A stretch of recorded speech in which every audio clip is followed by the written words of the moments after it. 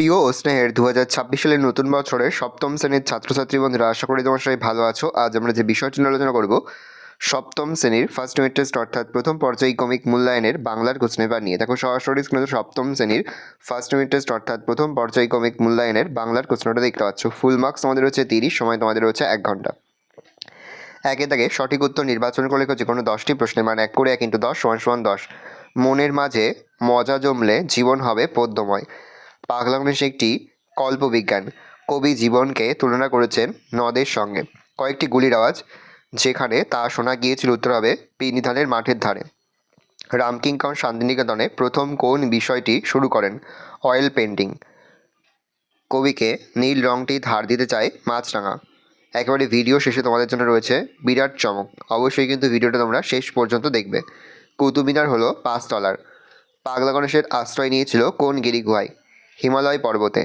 খোকনের বাবার বন্ধু কোন শহরে থাকতেন? লখনৌ। কুতুব মিনারের সঙ্গে পাল্লা দিয়ে মিনার গড়তে চেয়েছিলেন আলাউদ্দিন খলজি। দরখিয়া কী ধরনের শব্দ? খাঁটি দেশি। টেলিফোন থেকে ফোন এটি একটি খণ্ডিত শব্দের উদাহরণ। সবজি, ফসল এগুলি বিধি শব্দের উদাহরণ। 2 দাগে একটি বাক্য উত্তর যে কোনো 8টি প্রশ্নে মানে 1 করে 1 × 8 = 8। কেউ লেখেনি আর কোথাও। কোন লেখার কথা বলা হয়েছে? ঝড় বাদল, জ্যোৎস্না, দিন দুপুরে পাখির ডাকে, ঝিঝির ডাকে এবং নদী স্রোতের মধ্যে নিহিত ছন্দময় কবিতা লেখার কথা বলা হয়েছে। রাষ্ট্রপুঞ্জের মহাসচিব গণেশের ডেরায় এসে কি বলেছিল? রাষ্ট্রপুঞ্জের মহাসচিব বলেছিলেন, পৃথিবী যেন উচ্ছন্নে গেল, লোকে গান গাইতে লেগেছে, কবিতা মক্স করছে, হিজিবিজি ছবি আঁকছে। মাতৃভাষা কবিতাটি তর্জমা করেছেন কে? মল্লিকা সেনগুপ্ত। হঠাৎ কয়েকটি গুলির আওয়াজ কোথায়? বিন্নিধানের মাঠের ধারে হঠাৎ কয়েকটি গুলির আওয়াজ হয়েছিল। কী দিয়ে শিল্পী রামকিঙ্কর রঙের প্রয়োজন মেটাতো? গাছের পাতার রস, বাটনা বাটা শিলের হলুদ, মেয়েদের পায়ের আলতা, মুড়ি ভাজা, খোলার চাচা, ভূষকালি, এইসব দিয়ে শিল্পী রামকিঙ্কর রঙের প্রয়োজন মেটাতো। খোকনের বাড়ির সামনে একটা চমৎকার গাছ ছিল, তার নাম কি? ইউক্যালিপটাস। আহমেদাবাদ নামটি কার নাম অনুসারে হয়? গুজরাটে রাজা আহমেদের নাম অনুসারে আহমেদাবাদ নামটি হয়। কালিয়ার বন কোথায় ছিল? সোনাটিয়াদের গ্রামের প্রান্তে ছিল কালিয়ার বন।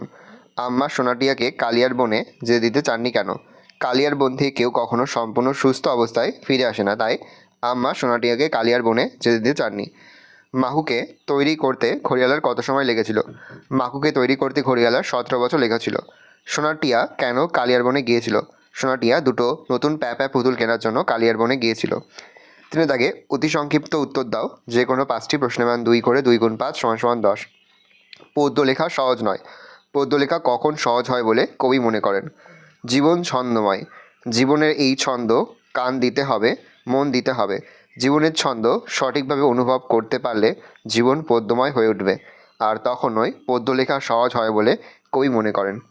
গণেশ তাদের মুখোশটি ভুলে গেছে। গণেশ কাদের মুখোশটি ভুলে গেছে? তার এই ভুলে যাওয়ার কারণ কি বলে তোমার মনে হয়? উত্তর প্রশ্নোক্ত অংশটি শীর্ষেন্দু মুখোপাধ্যায়ের পাগলা গণেশ নামক গল্প থেকে নেওয়া হয়েছে। গণেশের 3 ছেলে ও 1 মেয়ে আছে। তাদের মুখশ্রী তিনি একেবারে ভুলে গেছেন। গণেশ নিজে যেমন কৃতি মানুষ, তেমনই তার ছেলেমেয়েরাও প্রত্যেকে এক একজন কৃতি বিজ্ঞানী। বিগত 100 বছর ধরে ছেলেমেয়েদের দেখতে না পাওয়ার জন্যই পাগলা গণেশ ছেলেমেয়েদের মুখশ্রী ভুলে গেছে। হেন অমরতা আমি, এখানে কবির অমরতা লাভের রূপটি কেমন? বঙ্গভূমির প্রতি কবিতাটিতে কবি জন্মভূমির প্রতি তার অকৃত্রিম শ্রদ্ধা ভালোবাসা প্রকাশ করেছেন। মাতৃরূপিণী শ্যামা জন্মদের কাছে এই অমরতা প্রার্থনা করেছেন, যে অমরতা ধরা থাকে মানব বনে। কবির অমরতা হলো মানুষ যেন তাকে না ভোলে, মনের মন্দিরে সর্বদা ধরে রাখে। নেক্সট, শান্তিনিকেতনের সঙ্গে যোগাযোগই তারই কৃপায় ঘটে। তারই বলতে কার কথা বলা হয়েছে? শান্তিনিকেতনের সঙ্গে যোগাযোগের পর কি ঘটেছিল? তারই বলতে প্রবাসী পত্রিকার পরম শ্রদ্ধেয় সম্পাদক রামানন্দ চট্টোপাধ্যায়ের কথা বলা হয়েছে। নেক্সট, রামানন্দ চট্টোপাধ্যায় মহাশয় বাঁকুড়ায় গিয়েছিলেন এবং রামকিঙ্করের সঙ্গে তার পরিচয় ঘটে। তারই সৌজন্যে শান্তিনিকেতনের সঙ্গে যোগাযোগ ঘটে 1925 খ্রিস্টাব্দে। ম্যাট্রিক পরীক্ষা না দিয়েই রামকিঙ্কর চলে এসেছিলেন শান্তিনিকেতনের ব্রহ্মচর্য বিদ্যালয়ে। প্রথমেই জেনারেল লাইব্রেরির উপরতলায় কলাভবনে পরিচয় হয় স্বনামধন্য চিত্রশিল্পী আচার্য নন্দলাল বসুর সঙ্গে। তিনি তার কয়েকটি আঁকা ছবি দেখে বলেছিলেন, তুমি সবই জানো, আবার এখানে কেন? একটু ভেবে তিনি বলেছিলেন, আচ্ছা 2-3 বছর থাকো তো। এই কয়েক বছরের মধ্যেই তিনি প্রাকৃতিক বাস্তবতাকে খুঁজে পেয়েছিলেন নন্দলাল বসুর সান্নিধ্য থেকে। ওরিয়েন্টাল আর্টের প্রবর্তক নন্দলাল বাবুর পরোক্ষ প্রভাবে তিনি ছবির মধ্যে অতি সাধারণ ব্যাপারটাকে আরও বেশি প্রাণবন্ত করতে সক্ষম হয়েছিলেন। সত্যিকারের একজন শিল্পীর কাছে শিক্ষালাভ করায় তিনি নিজেকে সৌভাগ্যবান বলে মনে করতেন। নেক্সট, মূর্তি গড়ার ইতিহাসও খুব মজার। কোন ব্যাপারটি কেন মজার? ছেলেবেলা থেকেই মূর্তি গড়ার প্রতি রামকিঙ্করের বেশ টান ছিল। এ ব্যাপারে তার উৎসাহ জেগেছিল বাড়ির পাশের কুমোরপাড়া থেকে। এই প্রসঙ্গে নিজের মূর্তি গড়া যে মজার কথা তিনি জানিয়েছেন তা হলো, তাদের বাড়ির সামনে রাস্তা লাল মোড়ামে ঢাকা থাকতো। একদিন তিনি দেখলেন হঠাৎ বৃষ্টির পরে ওপরের মোড়াম ধুয়ে রাস্তায় নীল রঙের মাটি বেরিয়ে এসেছে। সেই মাটি খাবলে তুলে তিনি নানা রকম পুতুল তৈরি করেছিলেন। নেক্সট, কবি যখন ছবি আঁকেন তখন কী ঘটনা ঘটে? কবি যখন দিনের বেলায় ছবি আঁকেন তখন 3টি শালিক ঝগড়া থামায়। অবাক হয়ে তার চড়ুই পাখি লক্ষ্য করে। মাছরাঙা মৎস্য শিকার ভুলে তার আঁকায় নীল রং ধার দিয়ে সাহায্য করতে চায়। প্রজাপতিরা ছবিতে তাদের রেখে ছবি রঙিন করে তোলার অনুরোধ জানায়। কোনো এক ইঁদুর গর্ত থেকে বেরিয়ে চোখ পিট পিট করে সব কিছুর ওপর দৃষ্টি রাখে, আর রং তুলিরা আনন্দ সহকারে তাদের কাজে মেতে ওঠে। এগুলো সব নকল করা ছবি। কে কাকে কথা বলেছে নকল করা ছবি বলতে তিনি কি বুঝিয়েছেন? বনফুলের লেখা খোকনের প্রথম ছবি পাঠ্যাংশের অন্তর্গত উদ্ধৃত অংশটি খোকনের বাবার একজন বিখ্যাত চিত্রকর বন্ধু খোকনকে বলেছেন। নকল করা ছবি নিজের ভাবনা থেকে যে ছবি তৈরি নয়, যা কোনো কিছু দেখে হুবহু আঁকা, সেই ছবিকে বোঝানো হয়েছে। স্কুল জীবন থেকে টুল, টেবিল, চেয়ার, কলসি, কাপ, গরু প্রভৃতি যে ছবি খোকন এঁকেছে তা সবই দেখে আঁকা। সেখানে নিজস্বতার অভাব লক্ষ্য করে লখনৌর বিখ্যাত চিত্রকর খোকনের আঁকা ছবিগুলোকে নকল করা ছবি বলেছেন। কুতুব মিনার পৃথিবীর সর্বশ্রেষ্ঠ মিনার, এই উদ্ধৃতির আলোকে মিনারটির 5টি বিশিষ্ট উল্লেখ করো। কুতুব মিনার পৃথিবীর সর্বশ্রেষ্ঠ মিনার। এই সর্বশ্রেষ্ঠ মিনারের শিরোপা পাওয়ার পেছনে কতগুলি বৈশিষ্ট্য আছে, সেগুলি হলো: 1. কুতুব সোজা ও খাড়া স্তম্ভ। এমন স্তম্ভের সৌন্দর্য সৃষ্টি করা কঠিন, কিন্তু এক্ষেত্রে শিল্পীরা চরমভাবে সফল হয়েছেন। স্তম্ভটি কয়েকটি তলায় বিভক্ত করে এবং যথাসাধ্য সামঞ্জস্য রেখে প্রতি তলায় তাকে একটু করে ছোট করে গুটিকতক ব্যালকনি লাগিয়ে মিনারটির সৌন্দর্য বৃদ্ধি করা হয়েছে। দেখো, আর বেশ কয়েকটি বৈশিষ্ট্য আমি লিখে দিয়েছি, দেখে নাও। মোট 5টি বৈশিষ্ট্য লেখা রয়েছে। তোমরা কিন্তু অবশ্যই ভিডিও থামিয়ে বা স্ক্রিনশট নিয়ে কিন্তু উত্তরটা খাতাতে নোট ডাউন করে নেবে। নেক্সট, কালিয়ার বন কোথায়, সেখানে কিভাবে যেতে হয়, দেখে নাও। পরে 4 দাগে নিচে যে কোনো দুটি প্রশ্নের মান রয়েছে 1 করে 1 × 2 = 2। বেশ কয়েকটি রয়েছে, তোমাদের দুটি প্রশ্নের উত্তর করতে। প্রথম, তৎসম শব্দ কাকে বলে? তারপরে তদ্ভব শব্দে একটি উদাহরণ দাও। কোনটি কোন শ্রেণীর শব্দ লেখো। চন্দ্র ডাক্তারখানা ফোন। তদ্ভব শব্দ কাকে বলে, বা তদ্ভব শব্দের অর্থ কী? আর রয়েছে ভাষা কাকে বলে, দেখে নাও। এই রোজ টোটাল তোমাদের ফার্স্ট ইউনিট টেস্ট অর্থাৎ প্রথম পর্যায় কমিক মূল্যায়নের ক্লাস 7-এর বাংলার প্রশ্নপত্র। এবার আমরা আরও একটি নমুনা প্রশ্নপত্র কিন্তু দেখে নেব। এখন সরাসরি স্ক্রিনে তোমরা সপ্তম শ্রেণীর বাংলার আরও একটি নমুনা প্রশ্নপত্র দেখতে পাচ্ছ। একে দাগে রয়েছে সঠিক উত্তর নির্বাচন করে লেখো যে কোনো 10টি। ছন্দে চলে ঘড়ির কাঁটা। পাগলা গণেশ একটি কল্পবিজ্ঞান বিষয়ক গল্প। মধুময় তামরস। আন্তর্জাতিক ভাষা দিবস পালন করা হয় 21শে ফেব্রুয়ারি। বৃষ্টিতে মোড়াম ধুয়ে যাওয়ায় মাটির কোন রং বেরিয়ে পড়েছিল নীল। খোকনের বাড়ির সামনে কী গাছ ছিল? ইউক্যালিপটাস। কুতুব মিনার হলো 5 তলার। গল্পের তথ্য অনুসারে মৃত্যুঞ্জয় টনিক আবিষ্কৃত হয় 3439 সালে। বঙ্গভূমির প্রতি কবিতায় যে ঋতুর উল্লেখ আছে বসন্ত হাইফেন শরৎ। কুতুব মিনারের সঙ্গে পাল্লা দিয়ে মিনার গড়তে চেয়েছিলেন আলাউদ্দিন খিলজি। প্রদত্ত শব্দগুলির কোনটি তদ্ভব শব্দ? কানায়। প্রদত্ত কোন মানটি ভুল? সূর্য। নিচের কোনটি দেশি শব্দ? চাল। 2-1টি বাক্য উত্তর দাও। দ্বন্দ্ব ভুলে মন না দিলে খাবে। দ্বন্দ্ব ভুলে মন না দিলে ছন্দ শোনা যাবে না। গণেশ কোথায় কী পড়াতেন? গণেশ কলকাতার সায়েন্স কলেজে মাইক্রো ইলেকট্রনিক্স পড়াতেন। মাতৃভাষা কবিতাটি তর্জমা করেছেন কে? মল্লিকা সেনগুপ্ত। হঠাৎ কয়েকটি গুলির আওয়াজ কোথায়? বিন্নি ধানের মাঠের ধারে হঠাৎ কয়েকটি গুলির আওয়াজ হয়েছিল। গার্লস অ্যান্ড দ্য ডগ কিসের নাম? রামকিঙ্কর বেইজের আঁকা প্রথম তৈলচিত্রের নাম গার্লস অ্যান্ড দ্য ডগ। খোকনের প্রথম সৃষ্টি কী ছিল? খোকনের প্রথম সৃষ্টি ছিল কালো রঙে আঁকা একটি অন্ধকারের ছবি। কোন সম্রাট অশোক স্তম্ভকে দিল্লি নিয়ে এসেছিলেন? সুলতান ফিরোজ তুগলক। ঘড়িয়ালাকে সোনাটিয়া কী খেতে দিয়েছিলেন? ঘড়িয়ালাকে সোনাটিয়া এক মুঠো মুড়ি, লজেন্সুস আর একটা গোলাপি চিনি লাগা বিস্কুট খেতে দিয়েছিল। কালিয়ার বনে কীভাবে যেতে হয়? সোনাটিয়ার বাড়ি থেকে বেরিয়ে গলি, গলির পরে বড় রাস্তা, তারপর গির্জা, গির্জার পরে গোরস্থান, গোরস্থানের পরে আছে সুনীর মাঠ, মাঠের পরে দূর থেকে দেখা যায় ঘননীল কালিয়ার বন। এই মাহুকে তৈরি করতে ঘড়িয়ালার কত সময় লেগেছিল? মাহুকে তৈরি করতে ঘড়িয়ালার 17 বছর লেগেছিল। তুমি তাকে অতি সংক্ষিপ্ত প্রশ্নের উত্তর দাও, যে কোনো 5টি প্রশ্নের মান 2 করে, 2 গুণ 5 = 10। কিছুটি নয় ছন্দহীন উক্তিটির মর্মার্থ লেখো। কবির মতে পৃথিবী কোনো কিছু ছন্দই নয়। পৃথিবীতে জীবজগতের মধ্যে যেমন প্রাণীর ছন্দ রয়েছে, তেমন ওই জড় পদার্থের মধ্যেও রয়েছে ছন্দের প্রবাহ। প্রকৃতির আঙ্গনে অবস্থানকারী সব কিছুর মধ্যেই ছন্দের প্রবাহকে লক্ষ্য করে কবি বলেছেন কিছুটি নয় ছন্দহীন। ব্যতিক্রম অবশ্য এক আধজন আছে। ব্যতিক্রমী মানুষটিকে কিভাবে তিনি ব্যতিক্রমী হয়ে উঠেছিলেন? ব্যতিক্রমী মানুষটি হলেন পাগলা গণেশ। তার ব্যতিক্রমী হয়ে ওঠার কারণ তিনি সুকুমার শিল্পকে মর্যাদা দেন। মানুষের ভিতরকার মানবিক গুণগুলির বিকাশ ঘটানোই হলো তার সাধনা। অতিরিক্ত বিজ্ঞান নির্ভরতা তার পছন্দ নয়।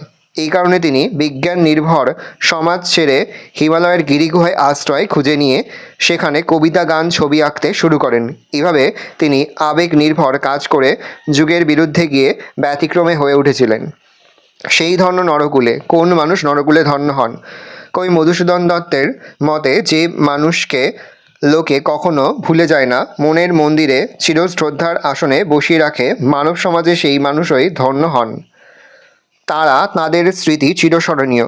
কাদের কথা বলা হয়েছে? তাঁদের স্মৃতি চিরস্মরণীয় কেন? 21শে ফেব্রুয়ারি ভাষা আন্দোলনে যারা প্রাণ দিয়েছিলেন সেই শহীদদের কথা বলা হয়েছে। তাদের স্মৃতি চিরস্মরণীয় কারণ তারা মাতৃভাষাকেই শুধু বাঁচাননি, বাঙালি জাতিকেও বাঁচার পথ করে দিয়েছিলেন।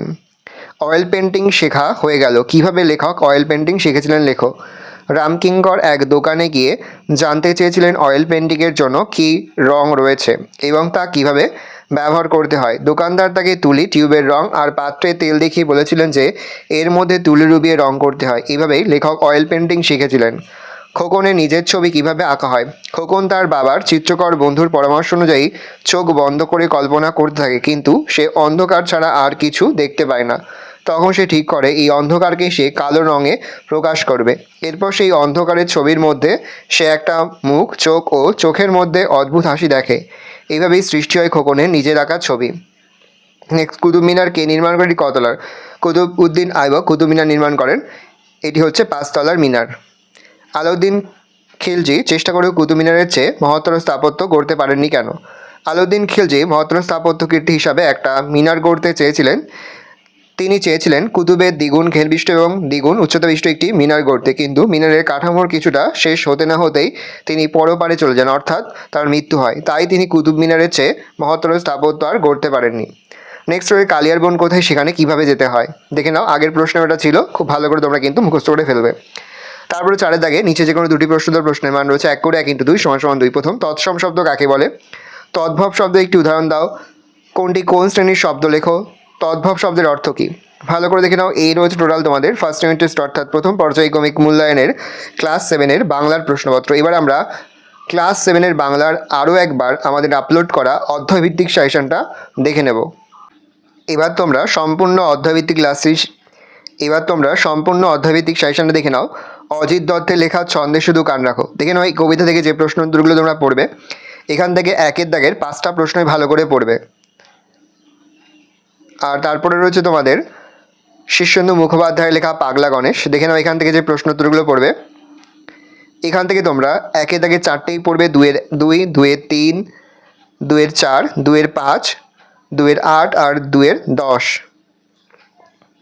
নেক্সট রয়েছে বঙ্গভূমির প্রতি কার লেখা, আর my native land good night এটি কার লেখা বা কার উক্তি? বাইরনের। এটাও কিন্তু ভালো করে পড়বে। এখান থেকে তোমরা পড়বে লাল রঙের বর্ণের পদ্য কী বলে, নীল রঙের পদ্য কী বলে, আর সাদা রঙের পদ্য কী বলে। এই 3টের মধ্যে যে কোনো একটা পরীক্ষাতে পাবে, খুব ভালো করে মনে রাখবে 3টে। আর এখান থেকে 2-এর দাগে 2টো প্রশ্ন একটু দেখে যাবে। নেক্সট রয়েছে তোমাদের মাতৃভাষা কার লেখা? কেদারনাথ সিং। এটি তর্জমা করেছেন কে, অর্থাৎ বাংলায় লিখেছেন কে? মল্লিকা সেনগুপ্ত। 21শে কবিতা কার লেখা? আশরাফ সিদ্দিকীর লেখা। এটা কিন্তু পরীক্ষায় আসে, আর এখান থেকে খুব আসে পরীক্ষা। যেটা আগে প্রশ্নগুলো দেখে নাও। এখান থেকে পড়বে 10-এর 1-এরটা আর 10-এর 8-এরটা। এই যে এই প্রশ্নটি, পাখি সব করে রব রাতি পোহাইল, এটি কার লেখা? মদনমোহন তর্কালঙ্কারের। নেক্সট রয়েছে রামকিঙ্কর বেইজের লেখা আত্মকথা। দেখে নাও এখান থেকে যে প্রশ্নগুলো পড়বে, একের দাগে শর্ট কোশ্চেন সবগুলোই করে যাবে। 4-এর 1, 4-এর 2, 4-এর 4 করবে, 6-এর 1-এরটা করবে, আর 6-এর 3-এরটা করবে। নেক্সট হচ্ছে মৃদুল দাশগুপ্তের লেখা আঁকা লেখা। দেখে নাও এখান থেকে যেগুলো করবে, এখান থেকে এই যে 11 দাগের 10টি প্রশ্ন আছে, 10টি প্রশ্নই ভালো করে পড়ে যাবে। 12-এর 1, 12-এর 2, 12-এর 4, 12-এর 5 ভালো করে দেখবে। নেক্সট রয়েছে বন ফুলে লেখা খগনের প্রথম ছবি। বন ফুল কার ছদ্মনাম? অবশ্যই কিন্তু কমেন্ট করে জানাবে বন ফুল কার ছদ্মনাম। বন ফুল হচ্ছে বলাইচাঁদ মুখোপাধ্যায়ের ছদ্মনাম। এখান থেকে যে প্রশ্নগুলো দেখে নাও, 9-টা পড়বে আর 14টা পড়বে। নেক্সট হচ্ছে সৈয়দ মুস্তাফা আলী লেখা কুতুব মিনারের কথা। লাস্ট অধ্যায় ফার্স্ট ইউনিট টেস্টে এখান থেকে পড়বে 1-এর 1, 1-এর 2, 1-এর 3, 1-এর 4, 1-এর 5 আর 3-এর 1-এরটা ভালো করে দেখে নাও। এই রয়েছে টোটাল তোমাদের। তাছাড়া তোমরা পড়ে রাখতে পারো 3-এর 4-এরটা, 3-এর 1 আর 3-এর 4। এই রয়েছে টোটাল তোমাদের ফার্স্ট ইউনিট টেস্ট অর্থাৎ প্রথম পর্যায়ক্রমিক মূল্যায়নের ক্লাস 7-এর একেবারে শেষ মুহূর্তের লাস্ট মিনিট সেশন। আশা করা যায় এখান থেকেই সমস্ত প্রশ্নই কিন্তু পরীক্ষাতে তোমরা কমন পেয়ে যাবে। সেহেতু আজ আমি যে প্রশ্ন উত্তরগুলি নিয়ে আলোচনা করলাম, প্রতিটি প্রশ্ন উত্তরই অবশ্যই কিন্তু তোমাদের খাতাতে লিখে তোমরা কিন্তু মুখস্থ করে ফেলবে। আর কোনো প্রশ্নের উত্তর লিখতে বা বুঝতে যদি কোনো রকম অসুবিধা হয় তাহলে কিন্তু নির্দ্বিধায় কমেন্ট সেকশনে কমেন্ট করে জানাতে একদমই ভুলবে না। আর কোন ডিস্ট্রিক্ট থেকে আর কোন স্কুল থেকে তোমরা ভিডিওটা দেখছো অবশ্যই কিন্তু কমেন্ট করে জানাতে একদমই ভুলবে না। আর এই প্রশ্নপত্রের পিডিএফ ফাইলটা কিন্তু আমাদের ফেসবুক পেজ রয়েছে এডুকেশন ফ্যামিলি, সেখানে কিন্তু আমরা আপলোড করেছি। তোমরা কিন্তু অবশ্যই সেখান থেকে এই প্রশ্নপত্রের পিডিএফ ফাইলগুলো কিন্তু সংগ্রহ করে নিতে পারবে সম্পূর্ণ বিনামূল্যে।